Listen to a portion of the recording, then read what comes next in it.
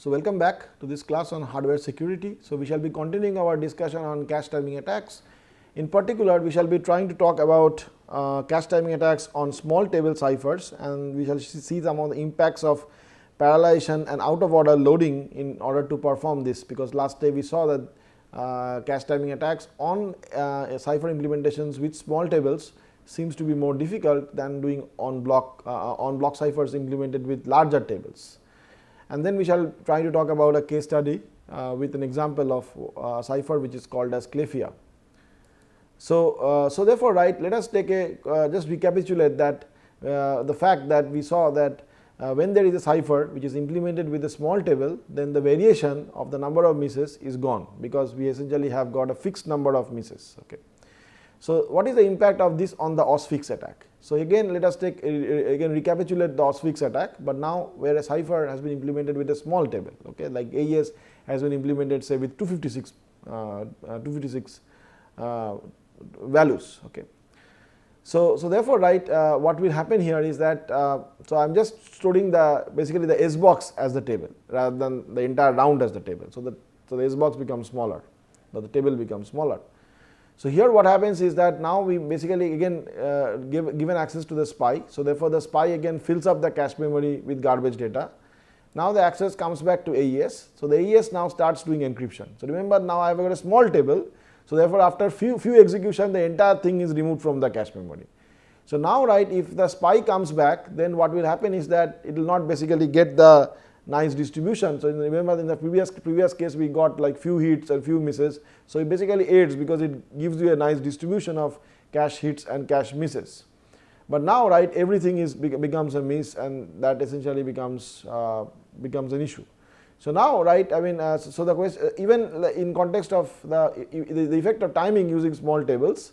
So if you see that when you have got large tables, then the deviation from the average is also very large. So you see that there is a large variation because the number of misses across various executions are differing. Okay, like when I'm doing say the first encryption, I get I get a certain number of misses, but in the next encryption I can get a completely different number of misses. Okay, and that means the timing would vary. On the other end here, now the number of misses becomes a constant with small tables, and therefore, right, you see that there are lesser deviations in time that we expect. For example, right, here is an example where the cipher has been implemented with small tables, and you can see that the deviation from average is really small. Okay, so the question is, can you still exploit them? Can you still kind of like do an attack with them, or this deviation is really like a random deviation which cannot be exploited? So we will see that like using a certain kind of feature in architecture, you can rationalize that even that small timing, right, is not random and essentially has got a relationship with the secret key. So therefore, right, so let us take a look back into like some of the architectural techniques. For example, as we already discussed, that the processor's fundamental aim is to reduce the miss penalty and enhance performance. So because of that, there are several techniques which has been proposed and adopted in architectures. For example, speculative loading, prefetching, out of order loading, parallelizations, overlappings. Okay. So therefore, just to take a look one by one at them. In speculative loading, you load the data into processor before preceding branches are resolved. Okay. So therefore, right, what is the effect of this on block cipher kind of execution? Probably none, because like in branches they are not generally used in block ciphers. Okay, so there are no branches as such. So that means, like in particular, I am talking about speculations with respect to say branches. Okay. Okay, so therefore, right, it doesn't seem that there would be a direct leakage because of this kind of architectural features. On the other hand, right, what is out of order loading? So it means the data accessed in an order, so like if the program is in a specific order, the execution may be in a different order. Okay, so depending upon the fact whether there are any true dependencies across instructions. So now let us take an example of the impact of out of order loading, where a block cipher has been implemented. Okay, and essentially we are considering a software code for a block cipher. So we know that in round 1, for example, so if I take the example of AES without loss of generality, there are several S box table accesses that you are doing, and all of them are independent. Okay. So next time when you are doing a round encryption, again you are doing a bunch of S box accesses, but remember that in a round the S boxes are independent, there are no dependencies, but across round there are dependencies. Okay.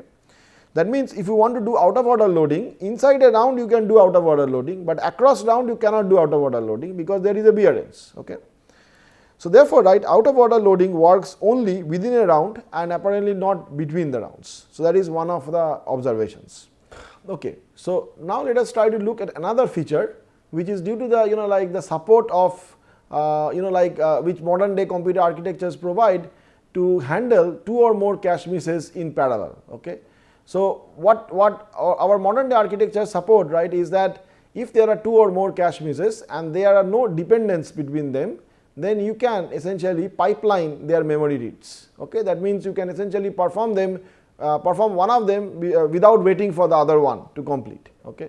And this is a very interesting feature and very important feature which enhances the overall overall performance of the cache memory.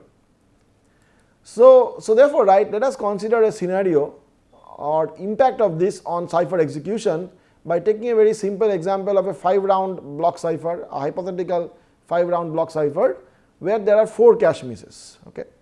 So imagine that in the first execution you have got the 4 cache misses like 2, 1, 1. So that means the distribution is like in the first round there are 2 cache misses, in the second round there is 1 miss, in the third round there is 1 miss. Okay. So let us consider another execution, and remember that we are considering ciphers with small tables, and therefore the number of cache misses remains constant, again 4, but the distribution is different. So we get like 1, 1, 1 and then 0 and 1. Okay. So the question is, right, what would be the timing required for E1 and E2? So we saw that in the previous case, if I just do not consider all these kind of tricks like like the out of order execution or the out of order loading, overlapping, parallelization, if I just kind of not consider them, then I would expect that the execution time for E1 and E2 would be roughly the same because the number of cache misses is the same. But there is a difference. For example, here we see that the 2 cache misses that are happening over here essentially can be handled in parallel because there are no dependencies across them. Okay. On the other hand, here the 4 cache misses, right, since they are happening one after the other, they cannot be handled in parallel. So therefore, right, although the cache misses here and the cache misses here are same, because of these features, I would expect the time of E1 would be less than the time of E2. Okay. There will be a small timing difference, but the timing difference essentially has got a bearance on the distribution of cache misses. That means although the total number of cache misses are still constant, the distribution of cache misses are varying, and that essentially can potentially leak information. Okay. So therefore, right, if I want to extend cache timing attacks to work on ciphers with small tables, that means, right, although the deviation in encryption time is too less, right, but it is still not random. Okay. And essentially can be potentially exploited. But of course, right, we also must keep in mind that the timing measurements needs to be much more accurate. So one of the improvements that we would like to do here is that rather than using a standard way of measuring time, we would use this timestamp counter which is shown as RDTSC instruction to measure timing. Okay. So this is but this is also like prone to errors to the processor pipeline and out of order execution. So one of the things that we can do is that we will be using a specific instruction called as CPU ID before calling RDTSC. This would flush the processor pipeline, and therefore all RDTSC instructions will be measured and done on a fresh pipeline. Okay. So this kind of reduces the amount of non-determinacy. Okay. And actually there is another further instruction which you can also use nowadays, which is called as RDTSCP. Okay. And you can probably like improve the quality of your timing measurements even more. Okay. So now let us take a look or see a case study of a block cipher called Clefia, which was designed originally by Sony for protecting their digital copyrights. It's a 120-bit cipher, okay, and a block cipher which has been implemented with small S boxes. Okay. So therefore, right, in this cipher, this is an example or depiction of the cipher. This cipher essentially has got several rounds of encryption, like around 18 rounds of encryption, and this also like operates on 120 bits of block cipher. Okay, at least in one of the variants. And then if you observe, right, there are 2 nonlinear. So this is example of a Feistel cipher. More accurately, it's a generalized Feistel cipher, where there are 2 nonlinear lookups. One of them is F0 and the other one is F1. Okay. So here is how the F0 looks like. There are two S boxes internally like S1 and S0 which are shown over here, and followed by a linear transformation shown as M1. Okay. Similarly, F0 is also the same S boxes S0 and S1, but slightly the order has been changed, followed by another linear transformation which is denoted as M0. Okay. So then what we do is there is another difference in the cipher compared to AES. For example, these are an example of a cipher where there is an input and output whitening key. That means, like you have got another key which you essentially use to actually generate the round keys, but you basically exert them at the beginning and also at the end. Okay. So therefore, right, we will probably take a quick look at least a part of the Clefia key expansion. So you have got these whitening keys shown as WK0, WK1, WK2 and WK3. So what happens is that you basically develop an internal variable denoted as L and sigma L, and there is a function called as GFN, which I am not going in details, where you basically create this L0, L1, L2 and L3 by applying this GFN function on the secret key. And then you basically again apply this sigma L. So this is basically a result of a permutation which you do, and then you obtain the individual round keys by like applying certain operations of exorting this L with a value which is CON. Okay. And then you obtain the first to third round keys, and these round keys are denoted as RK0, RK1, RK2 and RK3. Okay. So our objective, right, would be obtain the like the correspond, if you are able to again like obtain the entire round key, then you essentially are again able to obtain the original primary key. Okay, and that kind of breaks the security of Clefia. So there are like bunch of other round keys. For example, like you have got RK0, RK1, RK2 and RK3. You have got RK4, RK5, RK6 and RK7. So our objective will be to recover the entire round key, and that breaks the security of this cipher. So therefore, right, in order to adapt the timing attack on Clefia, because remember it is a Feistel cipher, we do another modification. So here, right here, remember that I had only one branch which goes to this S box, but in Clefia, which is a Feistel cipher, it may happen that to an S box there are different branches from different secret keys which goes into that S box, and that makes the attack little bit more complicated because you have to vary only those bytes which go to the same S box as your target S box. Okay, whereas the other parts you have to keep constant. And also, right, just remember that we are considering the effect of out of order loading on Clefia. So that effect should still be there, because again there are nonlinear lookups like F0 and F1 where there are internal access to the S0 and S1. And remember that again inside one round, that is suppose in round 1, the accesses to S0, S1 and S0, S1 here in F1, they are all independent and therefore they can be serviced in parallel. Whereas if you go across rounds, they cannot be serviced in parallel because there is this dependency. So therefore out of order loading works only within a round and not between the rounds. Okay. So on modern caches, the execution time only depends on not only depends on the number of misses, but also on the distribution of misses. So this is the fact that we would like to exploit.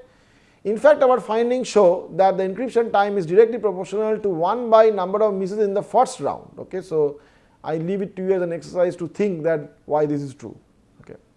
Remember that we are talking about small table implementations where the total number of misses is a constant.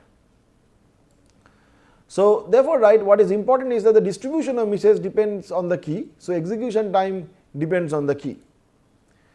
So now let us see a step by step process of recovering the round keys. Okay. The first part is very easy. So this is the structure which is required for cache attack. So again this part is quite similar to what we have seen in the context of AES. And that is even true in the case of Clefia here. So what we do is we basically target F0, we target F1 and we recover RK0 and RK1. So this part is exactly similar. We basically again do a timing profile analysis and again do a correlation to obtain the value of RK0 and RK1 in this fashion. Now we want to know whether we can recover the other parts of the key. So now you see that this becomes more complicated because it is not possible to determine RK2 and RK3 directly because there is an unknown whitening key WK0 and WK1 which I do not know. Okay.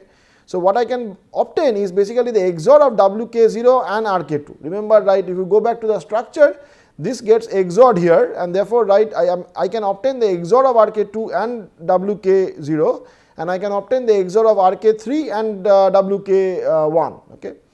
So therefore, right, RK3 and WK1. So therefore, I can obtain these XORs, okay, and that is possible. So therefore, RK2 XORed with WK0 and RK2. So this we can obtain, okay, and like we can obtain the value of this using previously determined RK0 and RK1. So RK0 and RK1 has already been previously deciphered, okay, and therefore we can use that knowledge because like since I know the value of RK0 and RK1, I can now keep this part, like I can now vary this part, but since I know RK0 and RK1, I pretty much know what is the input which is coming here, and I know what is the input which is coming here. Okay, so I have got control till these points because I have already deciphered the value of RK0 and RK1. So then I again repeat a process similar to the previous attack, and I obtain the XOR between this key and this key and this key and this whitening key. So now we want to know whether we can obtain further. So therefore, RK4 and RK5 is the next thing that we target, and it is interesting to see that RK4 you can recover because this is the branch which affects RK4 and there is no whitening key in this branch. Okay. So now you have already recovered RK0, you have recovered the XOR of RK2 and WK0. So you again have a control at this point because of this, and therefore, right, you can again by a similar analysis obtain the value of RK4 and RK5. Okay, RK4 and RK5 can be determined using RK0 and RK1 and the XOR of RK2 and WK0 and the XOR of RK3 and WK1. Okay. So this is again typo. This should be RK3 XORed with WK0. So let me just correct it. So this is the XOR of so this is the XOR of RK3 and WK. So this is the XOR of RK3 and WK1. Okay. So therefore, right, what we do now is we go ahead and we basically see that whether we can recover the remaining parts of the key in a similar fashion. And so now we want to determine RK2 and RK3, but for that we have to again resort to the key scheduling algorithm. So remember that the L, right, is essentially obtained from the round keys, and this is the function for doing that. We already know the value of RK0 and RK1. CON is a constant, so we know the value of L. Okay. And now therefore we can again obtain the value of sigma L because this function is a public function. And remember that again by seeing the equations, apparently that is you know the value of sigma L, you know the value of RK4 and RK5, and again there is a constant which if we XOR, and if you see the key scheduling equation of Clefia, then you will be able to obtain the entire value of WK0 and 25 bits of WK1. Okay. Again, if you observe the key scheduling algorithm, right, from these known values like the entire WK0 and 25 bits of WK1, you can obtain the whole of RK2 and 25 bits of RK3. Okay. So therefore, right, we have obtained RK0 and RK1, RK2 and 25 bits of RK3. The remaining bits of RK3, right, we can essentially just do a brute force because that is essentially pretty small. So therefore, right now if you again repeat this attack, this is the result of this attack on popular Intel platforms like Intel Core 2 Duo, Intel Pentium 4, Intel Atom, and here is a summary of the attack. You can see that the study phase requires around 2 power 24 iterations for each step. Remember that you have to do, when you are doing the study, right, you have to basically repeat the process several times so you get a accurate measurement of the average timing, and then you do your correlation. So again in the attack phase, when you are correlating, you are doing around slightly lesser but still quite large, like 2 power 22 iterations for each step, and the total complexity of this attack is 2 power 26.64, assuming that the first steps are always correct. Okay, that means I am assuming that the steps that we are doing one by one are correct. So overall, right, if you launch this attack, apparently the study time, that means the template creation time, takes around 1000 seconds, more accurately 1300 seconds. But the time for the actual attack is pretty small. It takes around 312 seconds to do the attack. And there is a small error percentage which is around 3%. Interestingly, right, what happens is that if there is a particular error in retrieving a key byte, then when you repeat the experiment, you will see often that that byte creates an error. So you kind of by like combining the two results, you know that which byte you are not is kind of changing. So you know that this particular byte in the key I am not able to retrieve, whereas other bytes are you are more confident about them. So therefore you can do a brute force search in that key byte. Okay. So, this is a sort of, you can find this reference from this paper published in Indocrypt, but it shows that overall how you can do, basically it is a summary of the attack that we just now discussed. So, here is a quick snapshot into one of the results. You can see that what we plot here, this is the correct key, and we plot the correlation of the correct key with also the wrong keys, and you can find that the correlation of the wrong keys are almost half compared to the correlation of the correct keys or the correct key bytes, and which shows that the exactly the entire 16 bytes of the key has been recovered in case of Clefia. Okay, so that leads to a complete attack on Clefia using cache timing attacks. So, to summarize, microarchitectural attacks encompasses the intersection of architecture and computer security. Architectures have been developed to enhance performance, and therefore, we have got cache memories, prefetchers, out of order execution, branch predictions, okay, but we will see more in details in some of the future classes, but they can all be targeted by adversaries. Okay. So, timing channels in cryptography and the effect of cache memories are profound, and we have seen some of the attacks. In particular, we have seen different kinds of cache attacks like cache trace attacks, cache access attacks, and cache timing attacks. In particular, cache timing attacks can be of great threat to Cipher implementations because they can be remotely performed, and we have seen that such attacks can also be aided by modern day features in computer architecture like out of order loading and parallelization and overlapping in handling cache misses. Okay. So, in the next class, right, we shall continue on our discussions on microarchitectural attacks, and I would also like to point out that one of the important references that I use in this particular part is this book called as Timing Channels and Cryptography, published by Springer, and you will find that there are several attack descriptions which are given in this textbook, and so thank you for your attention.